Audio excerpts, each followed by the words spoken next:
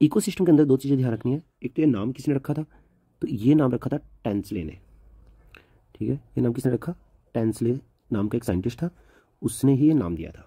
दूसरा ध्यान रखना है इकोसिस्टम की डेफिनेशन। इकोसिस्टम क्या है, इकोसिस्टम को अगर हम बात करें, इको का मतलब क्या होता है, इको इन्वायरमेंट से जुड़ा हुआ है, सिस्टम कई चीज़ों से मिलकर बनता है।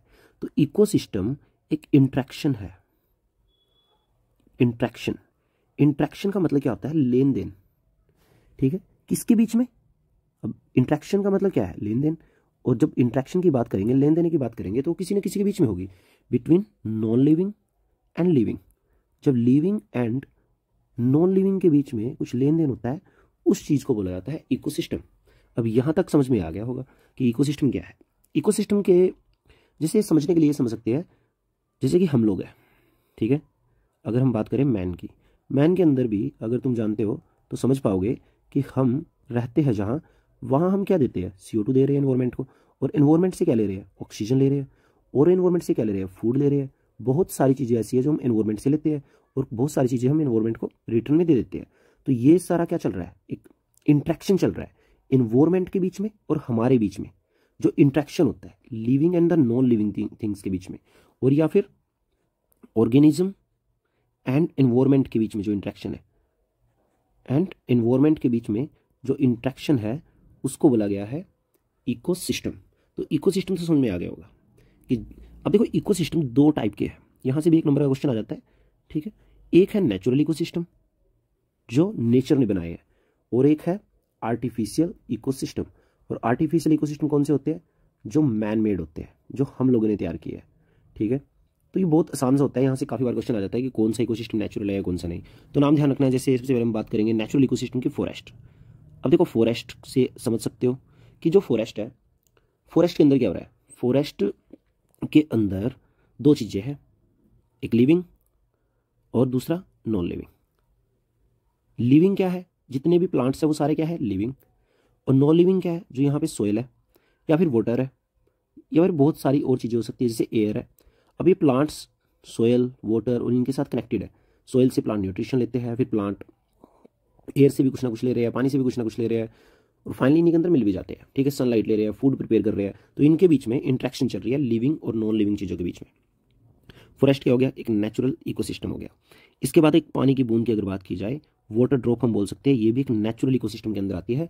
वाटर ड्रॉप के अंदर अगर हम बात की जाए, इसके अंदर बैक्टीरिया होते हैं, पानी की जो बूंद होती है, और बैक्टीरिया और पानी के बीच में एक इंट्रैक्शन चल रहा होता है। इसके बाद पॉन्ड, पॉन्ड तो हमें पता ही है, लेक हो गई। लेक नेचुरल इकोसिस्टम में आएंगी, ठीक है, क्योंकि लेक नेचर बनाता है। वैसे बहुत सारे लेक हम लोग भी तैयार कर लेते हैं, बट ध्यान रखना लेक को नेचुरल इकोसिस्टम में डाल देंगे। ओशियन हो गए, ये भी एक नेचुरल इकोसिस्टम के अंदर आएगा। अगर एक पेड़ है वो भी एक नेचुरल इकोसिस्टम के अंदर आएगा, ठीक है। ये चीज़ ध्यान रखनी है। इसके बाद आर्टिफिशियल इकोसिस्टम में दो तीन चीज़ें ध्यान रख सकते हो, बहुत अच्छे ध्यान रखना। अगर इनके अलावा कुछ आएगा तो आप नेचुरल में डाल सकते हो। जैसे जू हो गया, जू हमने तैयार किया है, चिड़ियाघर जिसको हम बोलते हैं। हमारा स्कूल का गार्डन हो गया, ये हमने तैयार किया है। इसके अलावा अगर हम बात करें, हमारे खेत हो गए जो क्रॉप फील्ड होते हैं, ये भी हमने तैयार किए हैं, तो ये भी किसमें आएगा, एक आर्टिफिशियल इकोसिस्टम के अंदर आ जाएगा। इसके अलावा अगर मैं बात करूँ, एक्वेरियम बहुत इंपॉर्टेंट एग्जाम्पल है एक्वेरियम का, काफ़ी बार एग्जाम में पूछा गया है। एक्वेरियम आप लोगों ने देखा होगा, जिसके अंदर मछलियां वगैरह तैरती रहती है, आप कहीं ना कहीं जाते हो। एक्वेरियम किसने तैयार किया, हम लोगों ने तैयार किया है, ठीक है। तो एक्वेरियम भी एक आर्टिफिशियल इकोसिस्टम के अंदर आएगा। अब देखो इकोसिस्टम, क्वेश्चन आ सकता है कंपोनेंट। कंपोनेंट क्या होता है, पार्ट, ठीक है।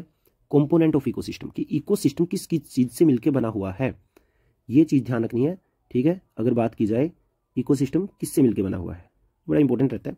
देखो इकोसिस्टम के अंदर दो चीजें होती है जो मैंने भी बताई थी, कि एक होती है लिविंग और दूसरी है नॉन लिविंग। दोनों को ध्यान रखना है कि लिविंग क्या है, नॉन लिविंग क्या है। लिविंग के लिए एक वर्ड आता है बायो के अंदर, बायो के अंदर है तो इसलिए हम बोल देंगे बायोटिक कंपोनेंट।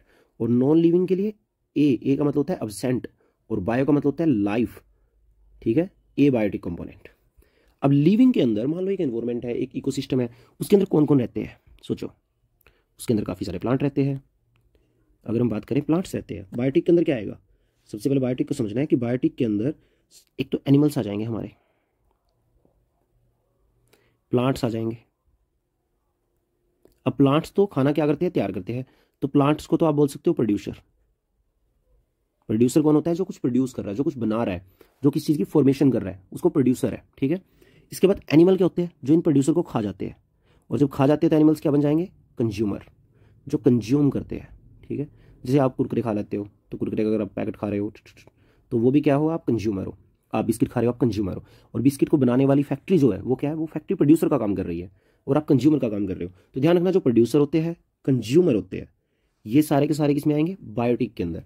और क्या होते हैं, जैसे बैक्टीरिया हो गया, बैक्टीरिया हो गया हमारा छोटा सा, एंड हमारी फंजाई हो गई, ये दोनों भी किसमें आएंगे, बायोटिक के अंदर, क्योंकि जिंदा है। ठीक है, अब ये क्या करते हैं, ये चीज़ों का डिकम्पोजिशन करते हैं, मतलब उनको पूरी तरह से खत्म कर देते हैं। इसके बारे में बाद में बात करेंगे। तो एक वर्ड ध्यान रख सकते हो कि डिकम्पोजर हो गया, आप पैरासाइट हो गए, सारे के सारे किसके अंदर आएंगे, बायोटिक कंपोनेंट के अंदर।